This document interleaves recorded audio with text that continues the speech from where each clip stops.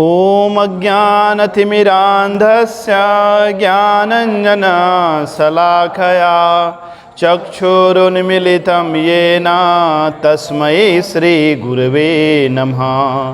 वाञ्छाकल्पतरुभ्यश्च कृपासिन्धुभ्य एव च पतितानां पावनेभ्यो वैष्णवेभ्यो नमो नमः।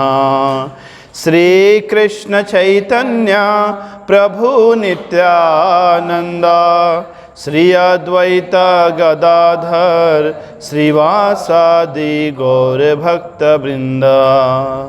हरे कृष्णा कृष्णा कृष्णा हरे हरे, हरे राम राम राम हरे हरे। श्रील प्रभुपाद की। श्रीमद् भगवद गीता अध्याय 16। आज हम इस अध्याय का प्रारंभ कर रहे हैं। इस अध्याय का शीर्षक है दैव असुर संपद विभाग योग। इस अध्याय में भगवान ने दैवी एवं आसुरी संपदाओं का वर्णन किया है। संपदा है, संपदा यानी ट्रेजर, खजाना। तो दैवी गुण तो एक प्रकार का खजाना है। यदि मानो कोई व्यक्ति दैवी गुणों से युक्त है तो हर जगह वह सुखी रहता है, संपन्न होता है, सफल होता है। लेकिन भगवान ने यहाँ आसुरिक गुणों को भी संपदा कहा। ये असुरों की संपदा है। असुर लोग इस संपदा में वृद्धि करते हैं। जैसे हम जन सामान्य लोग धन में, अपने खजाने में वृद्धि करते हैं, उस संपदा को संभाल कर रखते हैं, तो आसुरिक लोग भी जो काम, क्रोध, लोभ, शत्रुता, वैर की भावना, अहंकार, इसे वे खूब अपने इस दुर्गुणों की वृद्धि करते हैं। इसलिए भगवान ने इसे भी संपदा कहा। जैसे मानो कोई व्यक्ति अत्यंत ही क्रोधी स्वभाव का है तो ये क्रोध ही उसकी एक संपदा है। अरे उसके सामान को मत छूना, तो मालूम है वो किसका है। तो क्रोध क्या है? एक प्रकार से उसकी संपदा, उसकी शक्ति है। तो इस अध्याय के प्रारंभ में 3 श्लोकों में भगवान ने दैवी गुणों का वर्णन किया और बाकी सारे श्लोक इस अध्याय में कुल 24 श्लोक हैं तो आसुरिक गुणों का वर्णन किया है। तो 3 गुणों में दैवी गुणों का वर्णन किया, क्योंकि पूरी गीता में दैवी गुणों का वर्णन हुआ है। 10वें अध्याय में भी हमने पढ़ा है, 12वें अध्याय में, 13वें अध्याय में, 14वें अध्याय में। लेकिन आसुरिक गुणों का वर्णन भगवान ने अभी तक विस्तार से नहीं किया। थोड़ा बहुत 7वें अध्याय में भगवान ने कहा था, नमाम दुष्कृतिनो मूढ़ा प्रपद्यन्ते नराधमा माया भृत ज्ञाना आसुरम भाव आश्रिता। कि 4 प्रकार के लोग हैं जो आसुरिक स्वभाव के होते हैं, जो मेरी शरण में नहीं आते। भगवान ने 9वें अध्याय में भी इशारा किया, मोघासा मोघ कर्माणो मोघ ज्ञान विचेतसा राक्षसीम आसुरीम चैवा।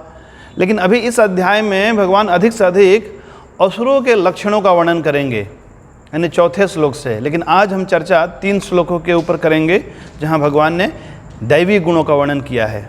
प्रथम श्लोक, श्री भगवान उवाच अभयम सत्व संशुद्धिर ज्ञान योग व्यवस्थिति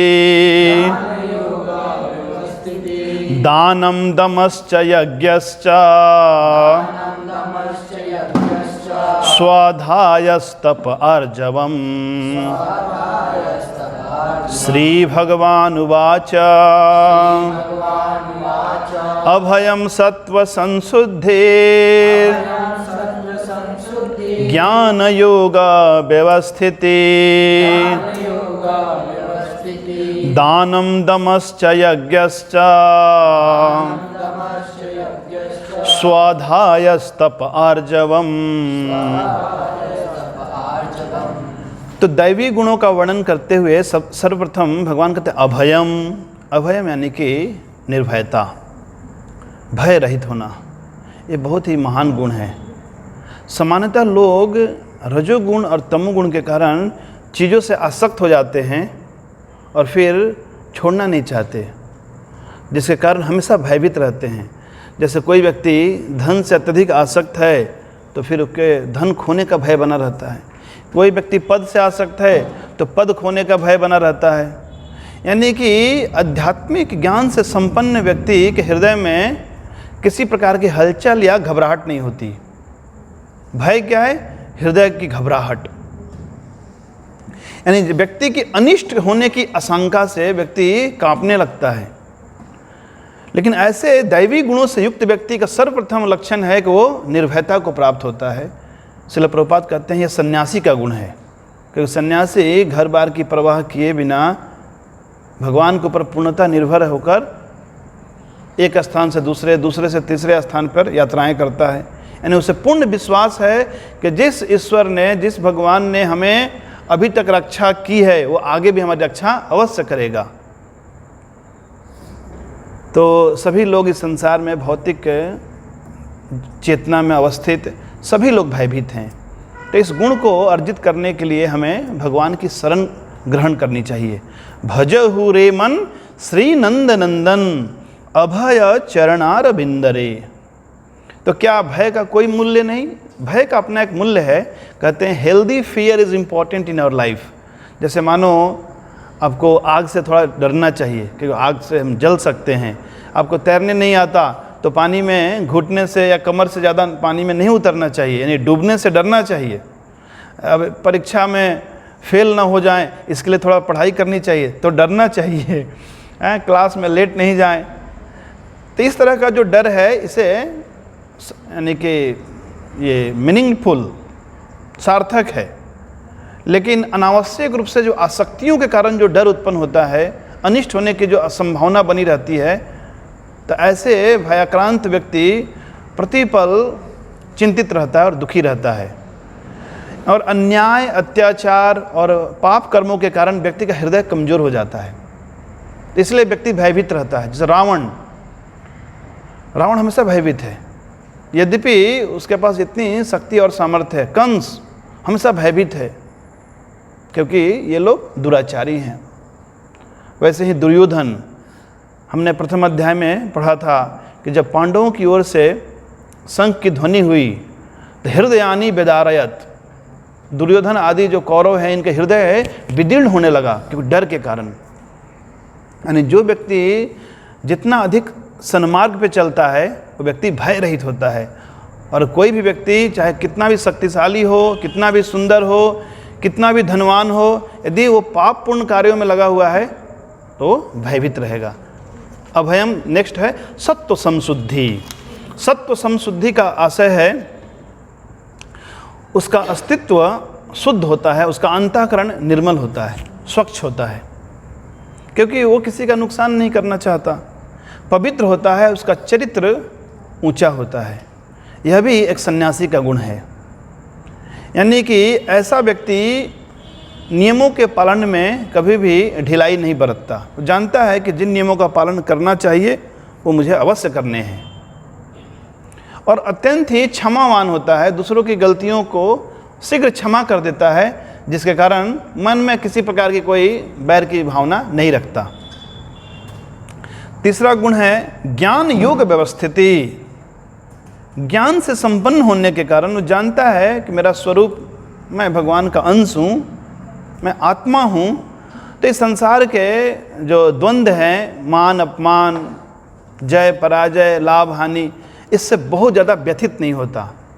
तो ये तीन गुण श्रील प्रभुपाद कहते हैं सन्यासी के हैं। अभयम, सत्व संशुद्धि, ज्ञान योग व्यवस्थिति। आगे गुण है दानम। दानम यानी कि अपनी सामर्थ्य के अनुसार लोगों की सहायता करना, देश काल पात्र का ध्यान रखकर किसी को वस्त्र देना, किसी को अन्न देना, अधिक संपदा है तो गोदान करना। जो सत्य साहित्य हैं, श्रीमद् भगवद गीता, ऐसे ग्रंथों को स्पॉन्सर करना। मानो उसकी कीमत 100 रुपये है, गरीब व्यक्ति नहीं खरीद सकता, तो 50 रुपये अपनी ओर से आपने उसमें लगा दिया दान के रूप में। तो इस प्रकार आपने उपलब्ध करा दी ऐसे ग्रंथों को। यानी किसी भी प्रकार से हम जब दूसरों की सहायता करते हैं, सेवा करते हैं, ये क्या है? दान। नेक्स्ट क्या है? दम। दम यानी कि अपने इंद्रियों को इंद्रियों विषयों से नियंत्रित करना। तो दान कौन करता है? सन्यासी तो करता नहीं है, ये गृहस्थों का लक्षण है। यानी गृहस्थों को दान करना चाहिए। और दम यानी उन्हें अपने इंद्रियों को अपने वश में रखने का प्रयास करना चाहिए। श्रील प्रभुपाद कहते हैं कि गृहस्थों को इंद्रियों का गुलाम नहीं होना चाहिए। विशेष रूप से कहते हैं कि उन्हें एक पत्नी से संतुष्ट रहना चाहिए। एक पत्नी व्रत धरो, ये व्रत धारण करना चाहिए यदि आध्यात्मिक मार्ग में आगे बढ़ना चाहते हैं। नेक्स्ट है यज्ञ। यज्ञ करना यानी भगवान की प्रसन्नता के लिए कार्य करना। इस कलयुग में अग्निहोत्र यज्ञ सबके लिए सुलभ नहीं है, लेकिन संकीर्तन यज्ञ, भगवान के पवित्र नाम का उच्चारण सभी कर सकते हैं, इसमें कोई खर्च भी नहीं है। हरे कृष्ण कृष्ण कृष्ण हरे हरे, हरे राम राम राम हरे हरे। तो इस प्रकार व्यक्ति, एक गृहस्थ व्यक्ति दान, इंद्रिय निग्रह और यज्ञ के द्वारा दैवी गुणों को अर्जित करता है। स्वाध्याय, स्वाध्याय यानी कि गीता, श्रीमद् भागवतम, रामायण आदि जो वैदिक साहित्य हैं, इनका नित्य प्रति अध्ययन करना, यह ब्रह्मचारी का कार्य है। क्योंकि यदि ब्रह्मचारी शास्त्रों का अध्ययन नहीं करेगा तो भटकने की संभावना बढ़ जाती है। नेक्स्ट है तप। तप करना यानी कि जानबूझकर कुछ कठिनाइयों को सहन करना, गर्मी सर्दी को सहन करना, एकादशी, श्री कृष्ण जन्माष्टमी, ऐसे जो उत्सव हैं उस दिन उपवास करना। कहते हैं कि तपस्या करने से हमारे शरीर में शक्ति और बल में वृद्धि होती है, इसलिए हमें तप करने चाहिए। श्रील प्रभुपाद तात्पर्य में बताते हैं कि आजकल तथाकथित लोग अध्यात्म का दिखावा करते हैं और अधिक अधिक अनुयायी बनाने के लिए ऐसे कोई नियम नहीं बताते, जबकि आध्यात्मिक मार्ग में प्रगति करने के लिए तपस्या मूलभूत सिद्धांत है। ऑस्टेरिटी, ये धर्म का एक स्तंभ है, तपस्या करना। लेकिन अधिक से अधिक ऐसे अनुयायियों को इकट्ठा करने के लिए कोई नियम नहीं देते उनके ऊपर, तो ना तो वे स्वयं नियमों का पालन करते हैं और ना उनके फॉलोअर्स ही उनके नियमों का पालन करते हैं। इस प्रकार एक अच्छा व्यापार चलता है, तुम मेरी पीठ खुजलाओ, मैं तुम्हारी पीठ खुजलाऊंगा, और दोनों इंद्रिय तृप्ति करते हैं और दोनों नरक में वास करते हैं। अंधा अंधा ठेलिया दोनों कुप पड़ंत। अंधा अंधे को मार्ग दिखा रहा है, परिणाम क्या होगा? दोनों कुएं में या गड्ढे में गिर जाएंगे। तो यह है कलयुग। नेक्स्ट आर्जवम। आर्जवम कहते हैं सरलता, सीधापन। व्यक्ति जो जैसा है वैसे ही अपने आप को प्रस्तुत करना चाहिए, कोई पाखंड आडंबर ढोंग करने की आवश्यकता नहीं है। तो यहाँ अभी भगवान ने इस श्लोक में 9 दैवी गुणों का वर्णन किया। सबसे पहले अभयम, दूसरा सत्व संशुद्धिम, तीसरा ज्ञान योग व्यवस्थिति, चौथा दानम, पांचवा दमा, छठा यज्ञ, सातवां स्वाध्याय, आठवां तप, नौवां आर्जवम यानी सरलता। अगले श्लोक में भगवान 11 गुणों का वर्णन करते हैं। अहिंसा सत्यम अक्रोध,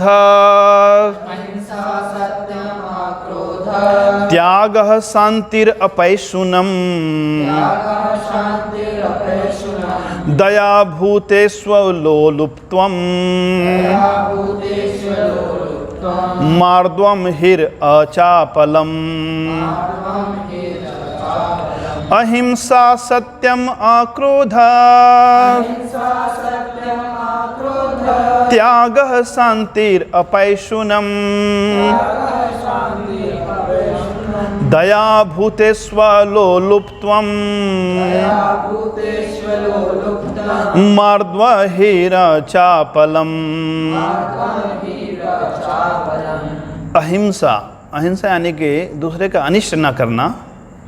विशेष रूप से श्रील प्रभुपाद कहते हैं पशुवध न करना, क्योंकि लोग अपनी जिह्वा के तुष्टि के लिए ऐसे पशुओं का वध करते हैं, तो पशुओं की प्रगति में बाधा पहुंचाते हैं। जैसे मानो कोई हम जिस किसी पशु का वध कर देते हैं, मानो उस शरीर में वो 10 वर्षों तक रहने वाला था और आपने 5 वर्ष में उसका वध कर दिया, तो 5 वर्ष और उससे वास करने के लिए पुनः आना होगा उस शरीर में। तो इस प्रकार हम उसकी भौतिक संसार में उसकी अवधि को हम बढ़ा देते हैं और एक पाप कर्म है ये। तो अहिंसा नहीं करना चाहिए, शरीर मन वाणी से किसी का भी अनिष्ट करने का विचार नहीं रखना चाहिए, ये दैवी गुण है। नेक्स्ट है सत्यम। सत्यम यानी कि देश काल के का ध्यान रखते हुए जैसा सुना है, जैसा पढ़ा है, जैसा देखा है, उसमें बिना वैसा का वैसा बता देना, बिना किसी स्वार्थ बुद्धि के, इसे कहते हैं सत्य बोलना। सत्य भी धर्म का एक स्तंभ है। नेक्स्ट है अक्रोध।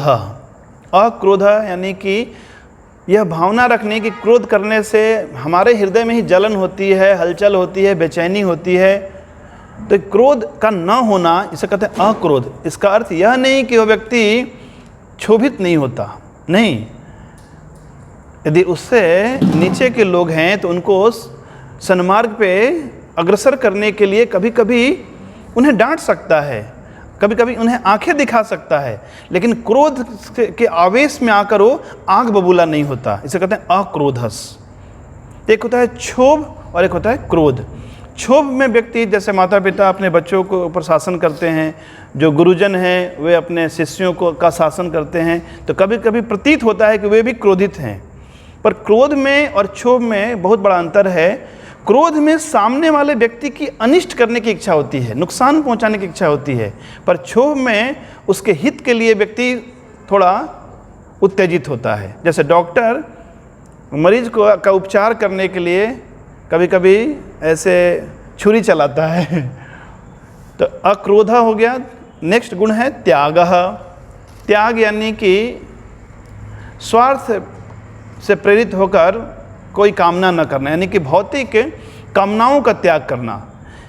हमें याद रखना होगा ये सारे गुण दैवी गुण हैं। यानी जो व्यक्ति सतोगुण में अवस्थित है, या यूँ कहें कि विशुद्ध सतोगुण में अवस्थित है, केवल उसी व्यक्तित्व में ये सारे गुण दिखाई देते हैं। नेक्स्ट है शांति। शांति, हम अशांत क्यों रहते हैं? क्योंकि हमारे मन में राग और द्वेष है। हम किसी को अपने पास रखना चाहते हैं, हम किसी को दूर भगाना चाहते हैं। कुछ चीज़ों को हम स्वीकार करना चाहते हैं, कुछ चीज़ों को हम स्वीकार नहीं करना चाहते हैं, विशेष रूप से स्वार्थ से वशीभूत होकर। भगवान की सेवा के लिए करें तो वो तो भक्ति है, भक्ति अनुकूल मात्र कार्य रस स्वीकार, भक्ति प्रतिकूल भाव वर्जन अंगीकार। लेकिन सामान्य हृदय में अशांति हलचल का कारण है स्वार्थ की भावना। तो ऐसा व्यक्ति शांत है क्योंकि राग और द्वेष से मुक्त है। अगला गुण है अपैशुनम। अपैशुनम कहते हैं चुगली ना करना। लोग बहुत चुगली करते हैं, दूसरों को नीचा दिखाते हैं, दूसरों का अपमान करते हैं, छिद्रा अन्वेषण, जहाँ पे दोष नहीं है वहाँ भी दोष ढूंढ निकालते हैं। क्यों ऐसा करते हैं? क्योंकि खुद के जीवन को महिमा पूर्ण बनाना, गौरवपूर्ण बनाना कठिन है, लेकिन दूसरों की निंदा करके, दूसरों को का अपमान करके, चुगली करके इस तरह से अपने को ऊंचा उठाने का प्रयास करते हैं। ये एक आसुरिक गुण है। तो उस गुण के विपरीत है अपैशुनम, यानी कि अनावश्यक रूप से किसी के अंदर दोष न देखना, किसी की चुगली न करना। नेक्स्ट है दया। दूसरों के दुख में दुख का अनुभव करना और सहायता करने का प्रयास करना। दया भूतेषु। नेक्स्ट है अलोलुप्त्वम। लोलुपता कहते हैं किसी भी विषय के प्रति बहुत ज़्यादा लोलुप, यानी कि लालसा होना कि ये खा लूँ, ऐसा वस्त्र मिल जाए, ये जगह देखने को मिल जाए। तो कोई किसी भी चीज़ के लिए वो उतावला नहीं होता, पागल नहीं होता। ऐसा कहते हैं अलोलुप्त्वम। मार्दवम। मार्दवम का अर्थ होता है कोमलता। ऐसा व्यक्ति हृदय से बहुत ही कोमल होता है, कठोर नहीं होता। हीर कहते हैं लज्जा। ये भी एक दैवी गुण है। हमें शर्म करनी चाहिए कि कहीं हम गलत कार्य न कर दें, हमें बेशर्म नहीं होना चाहिए। तो शर्म भी एक दैवी गुण में आता है कि मैंने ऐसा कैसे बोल दिया, मुझे उनके साथ ऐसा व्यवहार नहीं करना चाहिए था। और अगला है अचापलम। अचापलम का अर्थ है कि इस प्रकार वो उतावला नहीं होता, विचलित नहीं होता, विक्षिप्त नहीं होता। उसे पता है क्या सही है और अपने प्रकृति में अवस्थित रहता है। तो पहले 9 गुणों का वर्णन किया भगवान ने, और इस श्लोक में 11 गुणों का वर्णन किया। कितने हो गए? 20। और 6 गुणों का वर्णन अगले श्लोक में करते हैं। यह आखिरी श्लोक है आज का। तेजः क्षमा धृति शौचम, अद्रोहो नातिमानिता, भवन्ति संपदं दैवीम्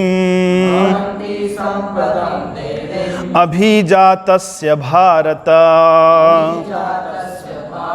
तेजः क्षमा धृति शौचम् अद्रोहो नातिमानिता भवन्ति संपदं दैवीम् अभिजातस्य भारत। तेज यानी कि प्रभाव, ऐसे व्यक्ति का एक प्रभाव होता है, उसके उपस्थिति में व्यक्ति पाप कर्म करने से डरता है। क्षमा, उसके अंदर क्षमा के गुण होते हैं, यानी दूसरे व्यक्ति यदि कुछ कर भी दें तो उन्हें क्षमा कर देता है और कभी बदले की भावना से ग्रस्त नहीं होता। धृति कहते हैं धैर्य को, उसमें असीम धैर्य होता है। तो धैर्य क्यों होता है? क्योंकि वो जानता है कि हम जो भी कुछ हो रहा है ये भगवान की योजना है। तो भगवान में पूर्ण विश्वास होने के कारण, पूर्ण आस्था होने के कारण वो कभी भी अधीर नहीं होता। लेकिन जो लोग तमोगुण और रजोगुण से प्रभावित होते हैं वे बार बार परिणाम की चिंता करते हैं, क्या होगा क्या होगा, और उतावले हो जाते हैं। तो अभी तेजा यानी कि उसका प्रभाव होता है, उसके उपस्थिति में व्यक्ति सही कार्य करता है, पाप कर्म करने से हिचकिचाता है, उसे कहते हैं प्रभावशाली व्यक्तित्व है वो। क्षमा यानी कि कोई दुर्व्यवहार कर भी दे तो कोई बैर की गांठ नहीं बांधते, क्षमा कर देते हैं, इसलिए वो निश्चिंत रहते हैं। धृति यानी धैर्यवान होते हैं। शौचम, चूँकि पहले ही भगवान कह चुके हैं आत्मसत्व संशुद्धि, यानी कि हृदय से तो वह निर्मल होता ही है, बाहर से भी वह स्वच्छ रहता है। शौचम यानी स्नान करता है, धुले हुए वस्त्र पहनता है और जो भी बाहरी शुचिता है वो बनाए रखता है। अद्रोह, वो किसी के प्रति मन में द्वेष नहीं रखता, वैर की गांठ नहीं बांध के रखता, भूल जाता है। किसी ने दुर्व्यवहार किया है उसको भूल जाता है, लेकिन किसी अच्छा किया है तो उसको याद रखता है। ना अतिमानिता, वो बहुत ज़्यादा मान की चिंता नहीं करता। मान की चिंता हम कब करते हैं? जब हम अपने अंदर गुणों को देखते हैं कि मैं सीनियर डिवोटी हूँ, मैं अच्छा मृदंग बजाता हूँ, मैंने 15 साल से ये हूँ, मैंने ये किया, मैंने वो किया। तो इन चीज़ों के कारण क्या है कि एक मिथ्या अहंकार निर्मित होता है, तो जिससे हम लोगों से मान चाहते हैं और इस मान के कारण हम दुख पाते हैं। कहते हैं यदि हम सम्मान ना चाहें तो कोई हमारा अपमान नहीं कर सकता। लोग हमारा अपमान क्यों करते हैं? क्योंकि हम सम्मान चाहते हैं। तो ऐसा दैवी गुणों से युक्त व्यक्ति ना अतिमानिता को बहुत ज़्यादा ऐसे मान की चिंताएं नहीं करता। अतिमानिता नेक्स्ट है, अच्छा 6 हो गया इसमें। तेजा, क्षमा, धृति, शौचम, अद्रोह, ना अतिमानिता। भगवान कहते हैं कि भवंती संपदम दैवीम, भवंती है संपदा, ये सारे दैवी संपदा है। अभिजातस्य भारत, हे भरतवंशियों में श्रेष्ठ अर्जुन, जन्म से ही ऐसे तुम सभी दिव्य गुणों से युक्त होकर उत्पन्न हुए हो। तुम डरो मत, तुम्हारे भीतर कोई भी आसुरी गुण नहीं है। श्रील प्रभुपाद तात्पर्य में बताते हैं कि जो दंपत्ति, माता पिता विशुद्ध भावना से युक्त होकर गर्भाधान संस्कार के द्वारा पुत्र प्राप्ति करते हैं तो उनका पुत्र समस्त प्रकार के दैवी गुणों से युक्त होता है। लेकिन जो लोग इसी प्रकार बिना किसी योजना के ही पुत्र या पुत्री उत्पन्न कर देते हैं तो फिर उनके बच्चे कुत्ते और बिल्ली के समान होते हैं, तो फिर हम उनसे सुख की आशा नहीं कर सकते हैं। तो यदि कोई व्यक्ति अपने जीवन में इन दैवी गुणों को अर्जित करने का प्रयास करता है, भगवान की ओर उन्मुख होता है, भगवान की भक्ति प्रारंभ करता है, तो स्वाभाविक रूप से ही ये समस्त प्रकार के दैवी गुण उसमें परिलक्षित होने लगते हैं। भागवतम में एक श्लोक है कि जस्यस्ति भक्तिर भगवती अकिंचना सर्वै गुणैस्तत्र समासते सूरा हराव भक्तस्य कुतो महद्गुणा मनोरथेन असति धावतो बहि। भगवान की भक्ति करने से सारे अच्छे गुण, यहाँ पर भगवान ने 26 दिव्य गुणों का वर्णन किया है, स्वयमेव प्रकट हो जाते हैं। लेकिन जो भक्ति नहीं करते वे अपने मानसिक धरातल पर ऐसे मडराते रहते हैं, उनके अंदर कोई भी अच्छे गुण नहीं होते। तो उनकी चर्चा भगवान अगले श्लोक से प्रारंभ करते हैं। दंभो दर्पो अभिमानश्च क्रोध पारुषमेव च अज्ञानम चाभिजातस्य पार्थ संपदम आसुरीम। तो इसकी चर्चा हम कल से प्रारंभ करेंगे। श्रील प्रभुपाद की